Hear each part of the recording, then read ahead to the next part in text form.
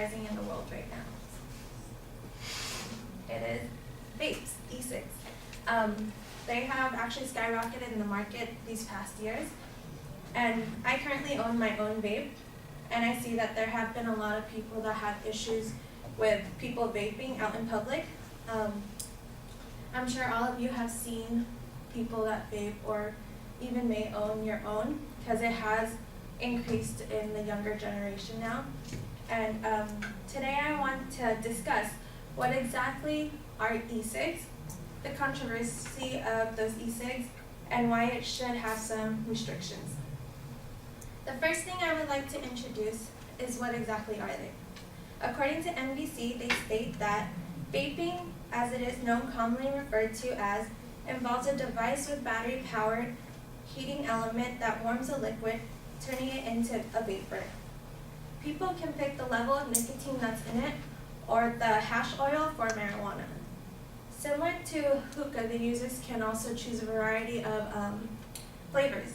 So this is a way for smokers to substitute it for smoking cigarettes, because you can choose to do 0 milligrams of nicotine, or for hookah that people do, it's a way for them to have it more easily compatible instead of having to buy a hookah set or going to a hookah lounge. Now that you know what an e-cig is, I want to talk about the controversy of e-cigs. According to Chemical and Engineering News, they say many people want to ban e-cigs due to people choosing higher content of nicotine, causing the chances of them getting lung cancer is way higher. Plus, those that are surrounded by them, they get secondhand smoking. Another issue that NBC said is that children who are exposed to it, the smell of the vape, it's very appealing to them, so they're afraid that in the future the children would want to smoke it. And this causes issues for parents, and they want to limit the use of where it can be used. So I have now shown you what are e-cigs and what are those controversies that has come about, and now I want to discuss why it should have some restrictions.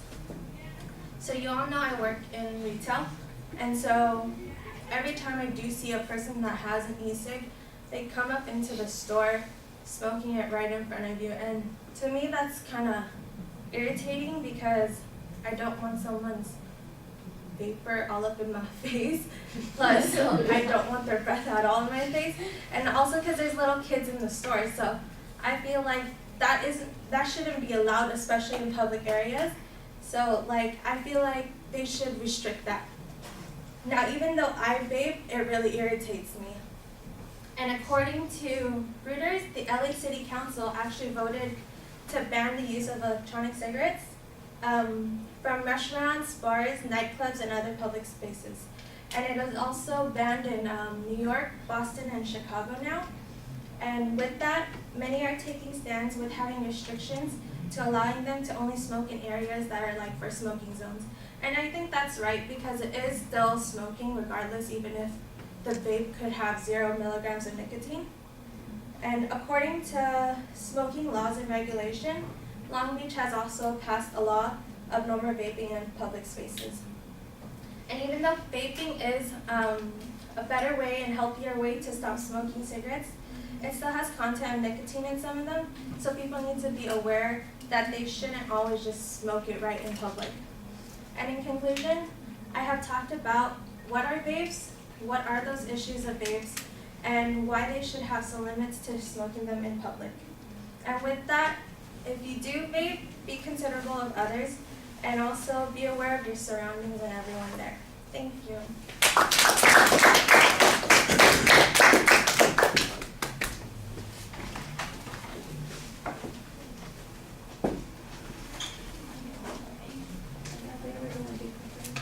This is what it is. Yeah, right. This is how you do this song. And be And smog. And then you get close to the camera and look. Smoking sign. It's on sesh.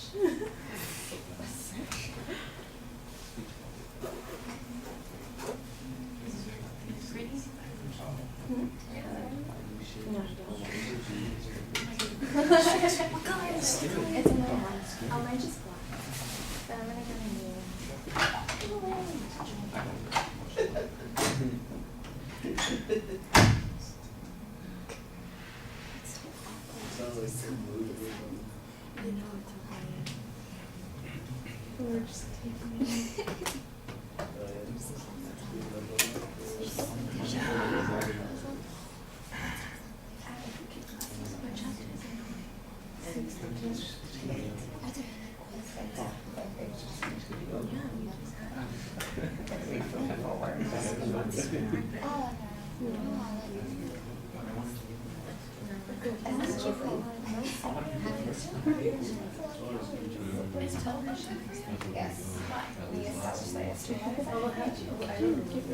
It has no calories. Oh, no, the boba. Boba. Yeah, the milk tea.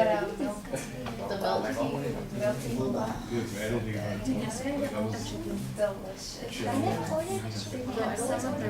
I like the milk tea. Okay, well, Jackie, the thesis and the preview are very clear, but you have this self-referential mechanical process that you're going through that draws attention to it. It's like underlining or highlighting something a little bit more than necessary. First, I will do this. Second, I will do this. Third, I will do this. Now that I have done this, now we're going to move to this other thing that I was going to do. It's just a little too obvious and ham-fisted. You want the structure there, but your transitions need to be a lot more natural and smoother. The content is okay, except that I did need some information to prove some of the things that you were talking about the potential dangers, because I've not heard any of those things documented, and it sounds to me like that's the presupposition of the LA City Council and all these other places that are banning this practice, and if they've got some data that they're making reference to, you should be able to share it with us. When you speak, you are all kind of cocooned in yourself. You've got your shoulders hunched in, your hands in front of you, the notes in front of you, and you just look like I'm trying to make myself as small as possible, and I'm not going to move much. You need to kind of relax, be a little bit more expansive when you're speaking. Your face and your voice are so much better. Every time you look up from the notes, it's like, I'm talking this way, and then it's like this, and then there's a smile, and you're animated and talking to people, and then it's back to the notes sort of thing, and it just feels like we're flicking back and forth between almost two different people giving the speech. And we want that second one, the one that's talking to us, the one that smiles at us occasionally and looks around and changes her voice a little bit when she's talking, not the one who's all praying mantis like in front of us. You got to get a little bit more engaged in what you're doing so that you look like you're natural and relaxed instead of like you're just tense and trying to get through this as fast as possible. You don't want to give people that impression. All right, thank you.